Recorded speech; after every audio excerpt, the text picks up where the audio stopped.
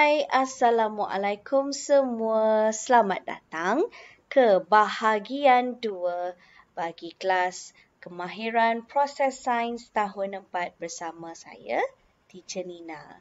Dan hari ini kita akan belajar bagaimana untuk mentafsir data. Baiklah, sedikit ulang kaji. Kita ada 12 kemahiran proses sains yang kita perlu tahu.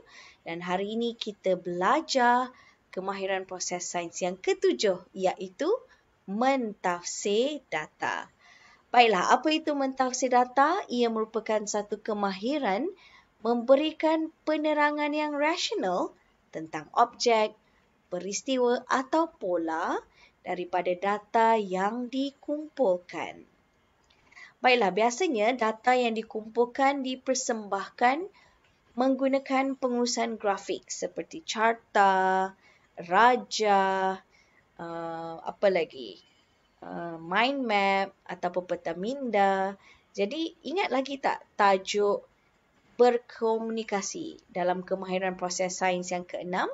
Jadi apabila kita telah berjaya mengumpulkan data melalui pemerhatian, melalui pengukuran, menggunakan nombor. Jadi kita perlu persembahkan menggunakan pengurusan grafik yang sesuai agar data kita itu lebih mudah untuk difahami oleh orang lain. Jadi hari ini kita akan belajar pula bagaimana untuk mentafsir data tersebut. Apakah maklumat lain yang kita boleh lakukan berdasarkan data yang kita dapat. Baiklah, untuk memahami tajuk ini, mari kita terus cuba latihan yang pertama, mentafsir data. Okey, ini adalah satu, kita panggil graf ya. Graf yang menunjukkan pendapatan di sebuah kedai donat. Katalah kita merupakan pemilik kedai donat ini dan kita telah mengumpulkan data dalam masa seminggu. Okay? Hari Isnin, berapa kita dapat pendapatan? Okay? Hari Selasa, berapa? Rabu. Okay? Jadi, daripada data yang kita kumpulkan tu, kita plotkan graf dan inilah yang dapat kita lihat bagaimana pada hari Isnin, kita dapat RM2,500 pendapatan hasil jualan dan ia semakin menurun dan hari Rabu adalah paling rendah dan kemudian meningkat semula pada hari Khamis sehinggalah hari Ahad. Jadi, apakah data ini, bagaimanakah data ini boleh ditafsirkan? Okay? Jadi, apa yang kita faham daripada data ini? Yang pertama sekali, yang paling jelas adalah jualan donat paling sedikit pada hari Rabu. Okay? Pada hari Rabu sangat sedikit jualannya, iaitu hanya RM1,200. Jadi daripada maklumat ini, apakah yang boleh kita lakukan berdasarkan data ini? Yang pertama mungkin kita boleh fikirkan, betul lah kalau sikit sangat jualan, mungkin kita boleh berikan diskaun. Kita buat iklan kata, okay, diskaun hari Rabu, donat. Jadi semakin ramai orang boleh, murah lah hari Rabu. Jadi orang akan lebih ramai datang pada hari Rabu untuk membeli donat. Okay, jadi bertambahlah pendapatan kita harapnya. Okay, dan mungkin juga kita boleh berikan pekerja di kedai kita off day atau hari cuti pada hari Rabu. Disebabkan hari Rabu jualan sedikit, maksudnya mungkin kerja-kerja yang perlu dilakukan di kedai juga tidaklah banyak. Jadi mungkin hari tersebut adalah hari yang sesuai untuk off day bagi pekerja. Baiklah, maklumat yang kedua yang boleh kita tafsirkan adalah, tu dia, jualan paling tinggi adalah pada hari Ahad. Okay, dan hari yang kedua adalah hari Sabtu. Maknanya hujung minggu lah. Hujung minggu jualan atau pendapatan daripada kedai donat kita adalah paling tinggi. Jadi berdasarkan maklumat ni, apa yang kita boleh lakukan? Okay? Mungkin kita tidak beri cuti kepada pekerja. Tak sesuai untuk pekerja kita bercuti pada hari Sabtu dan Ahad kerana apabila jualan paling tinggi maksudnya lebih banyak kerja yang perlu dilakukan pada hari-hari tersebut. Maka sangat tidak sesuai untuk pekerja bercuti supaya semua kerja-kerja yang perlu dilakukan dapat dilaksanakan dengan baik dan supaya memudahkan dan juga elok di mata pelanggan. Okey.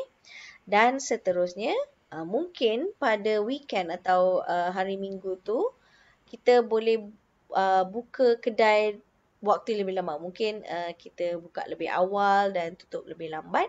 Sebab jualan tinggi, maksudnya mungkin ada kemungkinan kalau kita buka lebih lama, kita akan dapat lebih lagi banyak jualan. Okey.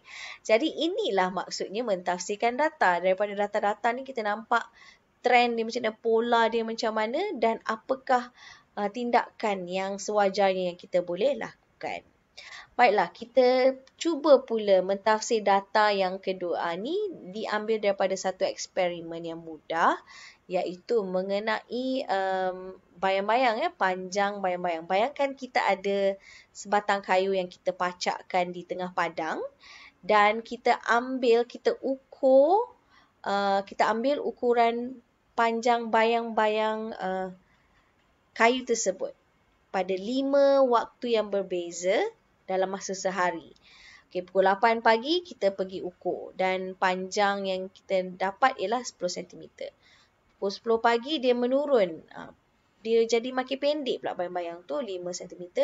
Tu 12 tengah hari tak ada bayang-bayang langsung dan seterusnya. Jadi apakah tafsiran data daripada jadual ini? Yang pertama, kita dapat lihat bahawa bayang-bayang paling panjang pada awal pagi dan juga lewat petang. Okay, 8 pagi dan 4 petang itulah waktunya bayang-bayang paling panjang. Yang kedua, tiada bayang-bayang terbentuk pada waktu tengah hari. Tak ada langsung. Okay, itu yang kita nampak. Jadi kita nampak pola dia semakin menurun, kemudian semakin menaik semula. Okay, jadi mengapa kita boleh cari maklumat kenapa waktu tengah hari langsung tak ada bayang-bayang? Ya, dan kita boleh lakukan sedikit pencarian lah. Kita search, rupanya pada waktu tengah hari kedudukan matahari adalah pada zenith, iaitu tegak di atas kepala. Jadi sebab itulah tiada bayang-bayang. Jadi inilah dua tafsiran data yang kita dapat buat berdasarkan jadual dan juga tadi kita ada graf. Baiklah. Sekarang untuk tugasan minggu ini, mudah sahaja. Tolong tafsirkan data ini. Ini adalah satu carta pie. Okay, carta pie ini menunjukkan aktiviti seharian di rumah semasa PKP. Jadi kita nampak daripada carta ni 68% masa digunakan untuk bermain e-games. Main game dekat ni lah, komputer ke, dekat dalam handphone ke, ataupun tengok YouTube dan Netflix. 68% masa digunakan.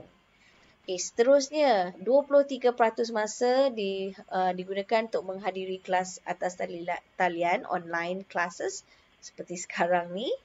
Dan seterusnya bermain permainan fizikal dan bersenam hanya 5% dan membaca buku atau mengaji Quran 4% je. Okay, ini adalah data yang dikumpulkan dan ditunjukkan menggunakan carta pie. Jadi, teacher mahu kamu cuba menjawab 3 soalan ini untuk menunjukkan bahawa kamu memang faham, kamu tahu mentafsirkan data. Yang pertama, nyatakan aktiviti manakah yang paling banyak masa dihabiskan untuk. Okay? Yang kedua, paling sedikit masa digunakan untuk aktiviti yang mana. Dan yang ketiga, soalan kebat sikit. Ramalkan apa yang akan terjadi kepada murid ini dalam masa setahun. Kalau polanya berterusan aja, apa akan jadi kepada murid ini? Okey, boleh cuba jawab.